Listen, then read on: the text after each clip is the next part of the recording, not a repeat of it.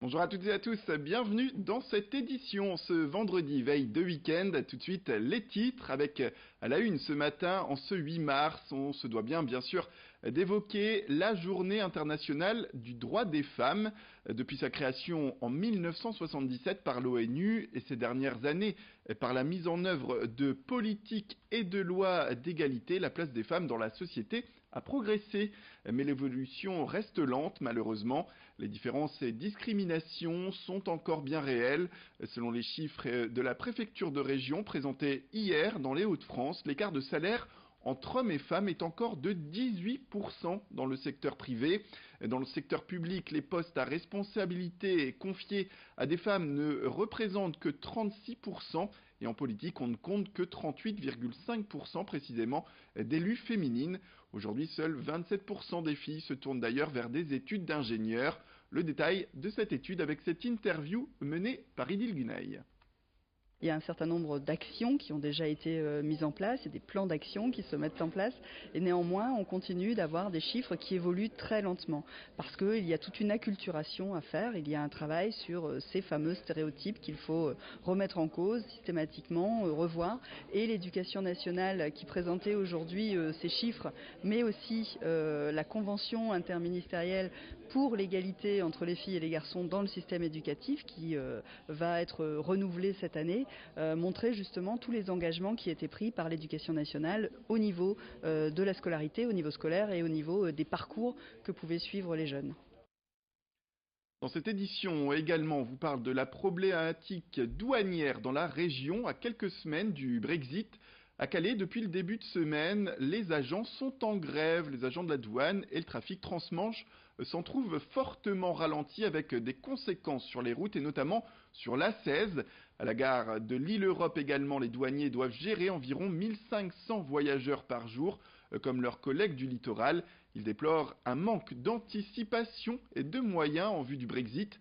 Leur priorité doit rester la sécurité, disent-ils, mais de nouvelles missions devraient leur être attribuées.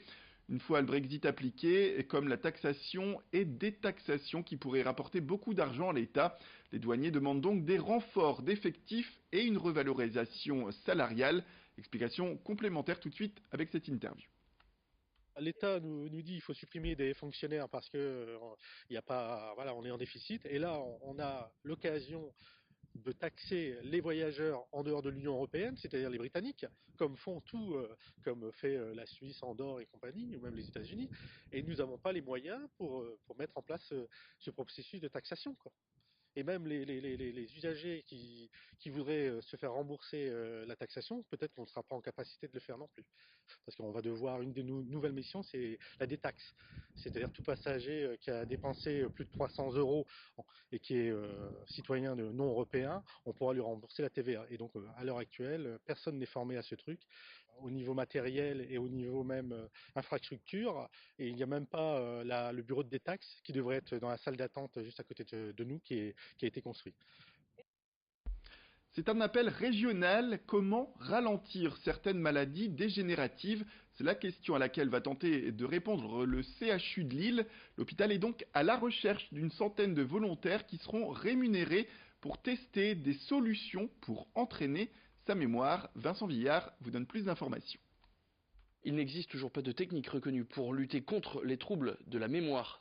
Le constat est terrible et il est partagé par le professeur David Devos, d'où les études qu'il va coordonner du côté du CHRU de Lille. Pendant 6 semaines, une centaine de volontaires vont suivre un entraînement intellectuel, 2 à 3 séances hebdomadaires qui auront pour mission de booster la mémoire de ces volontaires. L'objectif, c'est de savoir si un entraînement cognitif régulier pourrait avoir un rôle sur l'émergence ou non de certains troubles intellectuels, mais aussi de trouver le moyen de ralentir ces maladies dégénératives qui touchent les plus âgés d'entre nous.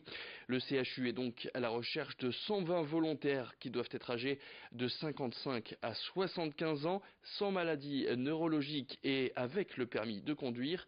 Les premières visites de sélection se dérouleront les mercredis avec un bilan complet IRM et des évaluations afin de tester les capacités cérébrales. À noter que chaque volontaire qui sera retenu pour cette étude sera payé 400 euros. Voilà, et pour terminer cette édition, on vous fait découvrir un magasin pas comme les autres. Bienvenue dans l'antre des reptiles.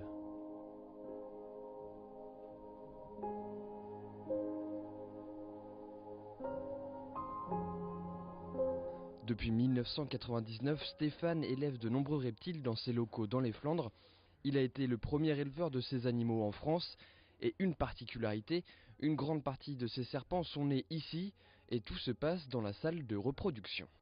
C'est le cœur de l'élevage chez nous à Reptilis.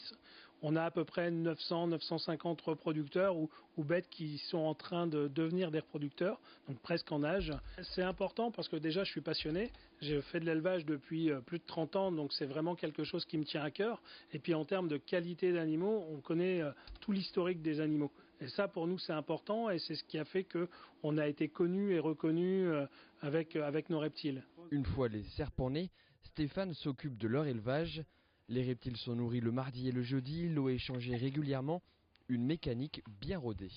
Ça a été une organisation qui s'est un petit peu rodée au fur et à mesure de notre croissance. Les animaux demandent, et c'est le plus compliqué dans tous les élevages d'animaux de toute façon, c'est d'être présent au moment où les bêtes en ont besoin. Il faut ne pas en oublier, c'est-à-dire que c'est pas une paire de chaussures qu'on peut laisser sur le côté et faire la semaine d'après. Au total, tous les ans, c'est 100 000 rongeurs et 500 kg de végétaux engloutis par les 3000 reptiles présents ici. Mais il n'y a pas que des serpents. Caméléons, lézards, tortues, varans et même alligators. Il y a 10 ans, Stéphane a décidé d'élargir son offre. Ici, les reptiles sont élevés jusqu'à ce qu'ils soient revendus, comme ces axolotes. Tous les animaux, au final, partent chez les particuliers. Aujourd'hui, le marché du reptile, c'est un marché qui se porte bien, qui est très réglementé, très encadré, mais qui a encore un bel avenir devant lui. Et donc tous les animaux qu'on vend, alors soit directement, soit indirectement, sont destinés au marché de l'animalerie. L'objectif pour la majorité, c'est de ne pas vivre ici. Les seuls animaux qui vont vivre ici sont les animaux de nos cheptels, donc nos reproducteurs, ou quelques animaux qu'on s'est gardés pour le plaisir. Les reptiles restent ici, sous l'aile de Stéphane et son équipe, entre 15 jours et 5 mois.